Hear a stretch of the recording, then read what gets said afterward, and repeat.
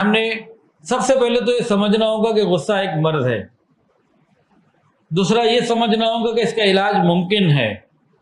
تیسرا ہمیں اس علاج کے لیے اپنے آپ کو تیار کرنا ہے، پیش کرنا ہے.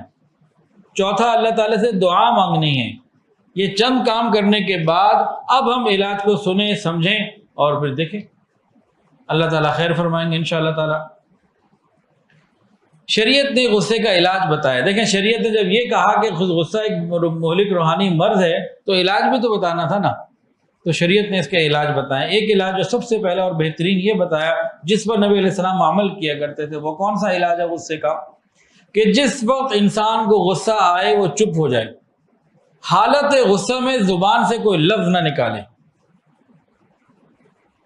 یہ سب سے بہترین علاج ہے. اگر کسی نے اس علاج پر عمل کر لیا اور اتنا کنٹرول اس کو مل گیا تو اس کے تو زندگی آسان ہو گئی. صحابہ کرام کہتے ہیں کہ ہمیں معلوم ہو جاتا تھا کہ جب نبی علیہ الصلوۃ والسلام کو غصہ آتا تھا ہم پہچان لیتے تھے. آپ کے چہرے مبارک کا رنگ سرخ ہو جاتا تھا اور لیکن آپ خاموش ہوتے. یہ سب سے بہترین علاج ہے، کیونکہ حالت غصہ میں جب جو بولے گا وہ کوئی نہ کوئی برائی کا دروازہ کھولے گا. حالت غصہ میں جب جو بولے گا کوئی نہ کوئی برائی کا، شر کا دروازہ کھلے گا. تو خاموش ہو جانا، یہ پہلا علاج.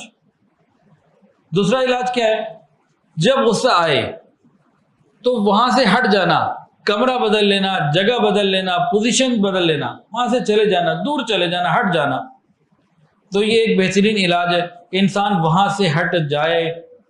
غصہ ختم ہونے کا سبب ہے. تیسرا علاج یہ ہے، یہ بھی حدیث کے اندر آتا ہے، انسان کو جو غصہ آئے اگر وہ کھڑا ہوا ہے تو بیٹھ جائے، بیٹھا ہے تو لیٹ جائے. کھڑا ہوا ہے تو بیٹھ جائے، بیٹھا ہوا ہے تو لیٹ جائے، زمین پہ لیٹ. اس کے کیا فائدے؟ ایک فائدہ تو اس کا یہ ہے کہ کھڑا ہوا تھا تو زمین سے تھوڑا دور تھا، بیٹھ گیا تو زمین کے قریب ہو گیا. زمین کے اندر عاجزی ہے، اس کے اندر بھی عاجزی آ جائے گی. بیٹھا ہوا تھا تو زمین سے نسبتاً دور تھا، لیٹ گیا تو بالکل ہی زمین کے ساتھ آ گیا. تو عاجزی کے اثرات، زمین کے اثرات آئیں گے. دوسرا، اگر کھڑا ہوا تھا تو غصے کے اظہار کے لیے ہاتھ مارنا، مکہ مارنا آسان تھا. بیٹھ گیا تو اس کو ہاتھ اٹھانا مشکل ہو گیا. بیٹھا ہوا ہے، غصہ آ گیا، اب کھڑے ہو کے کسی کو کچھ کر سکتا تھا، غصے کے اظہار کی پوزیشن میں آ سکتا تھا، لیکن اس نے کیا کیا؟ یہ لیٹ گیا، یعنی غصے کے اظہار کی پوزیشن سے اور دور ہٹ گیا. یہ بھی نبی علیہ السلام نے علاج بتایا. تو غصے کے علاج جو ہیں وہ یہ ہیں. اس کے علاوہ اور بھی علاج ہے. فرمایا کہ پانی پی لو. غصہ آگ ہے، آگ پانی سے بجھتی ہے. تو حالت غصہ میں انسان پانی پی لے، لیکن روزے میں نہ ہو کہ روزے میں غصہ کا روزہ ٹوٹ جائے گا. حالت غصہ میں انسان پانی پی لے. ناک کے اندر پانی ڈالنے سے بھی بڑا فرق پڑتا ہے. ناک میں پانی ڈالنا یا مکمل سنت کے مطابق وضو کر لینا، اس کا بھی غصے سے بڑا تعلق ہے. غصہ کنٹرول ہوتا ہے. یعنی پانی پی لینا، ناک میں ڈالنا ہے، پانی سے وضو کر لینا، پانی کے ذریعے غصے سے علاج کر لینا. ایک اور حل بھی ہے. انسان کو غصہ آئے تو اعوذ باللہ من الشیطان الرجیم، لا حول ولا قوت الا باللہ، اس طرح کے کلمات، ان کلمات کو بار بار پڑھے، انشاءاللہ تعالی غصہ دور ہو جائے گا. اور ایک دعا نبی علیہ السلام، تو ایک دعا نبی کریم صلی اللہ علیہ وآلہ وسلم نے امی عائشہ صدیقہ رضی اللہ عنہ کو سکھائی تھی. فرمایا عائشہ جب غصہ آئے تو یہ دعا مانگا کرو، اے محمد صلی اللہ علیہ وسلم کی رب. 3 باتیں ہیں اس کے اندر.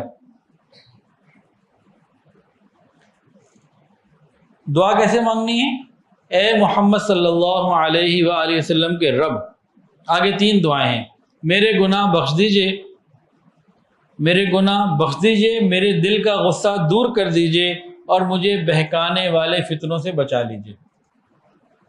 اے رسول اللہ صلی اللہ علیہ وآلہ وسلم کے رب، میرے گناہ معاف کر دیجئے، میرے گناہ معاف کر دیجئے، میرے دل کا غصہ دور کر دیجئے اور مجھے بہکانے والے فتنوں سے بچا لیجئے. کیا دعا ہوئی جی؟ اے محمد صلی اللہ علیہ وآلہ وسلم کے رب، میرے گناہ معاف کر دیجئے، میرے دل کا غصہ دور کر دیجئے اور مجھے بہکانے والے فتنوں سے بچا لیجیے۔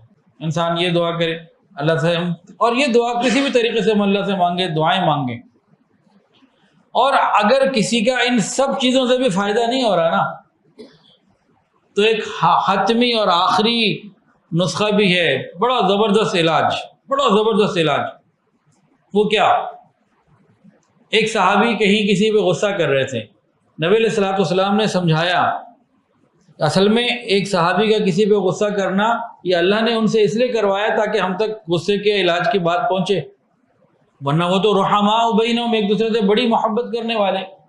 تو نبی علیہ السلام نے فرمایا کہ دیکھو، جتنی تمہیں اس پر قدرت ہے اس سے بہت زیادہ اللہ تعالیٰ کو تم پہ قدرت ہے۔ تمہیں اپنے سے چھوٹے پہ غصہ آ گیا، اگر اللہ کو تمہاری کسی بات پہ غصہ آ گیا تمہارا کیا بنے گا؟ یہ زبردست علاج نفسیاتی طور پر نبی علیہ السلام نے سمجھا دیا۔ کیا مطلب؟ کہ یہ نہ سوچو کہ ہمارا کوئی غلام ہے یا ہمارا کوئی ماتحت ہے یا ہمارا کوئی چھوٹا ہے، یہ بھی سوچ لو کہ تم بھی کسی کے بندے اور غلام ہو، تمہارے اوپر بھی کسی کو قدرت ہے، اس کو غصہ آ گیا تمہارے پہ تو تمہارا کیا بنے گا؟ تو یہ چند علاج نبی کریم صلی اللہ علیہ وآلہ وسلم نے بتائے۔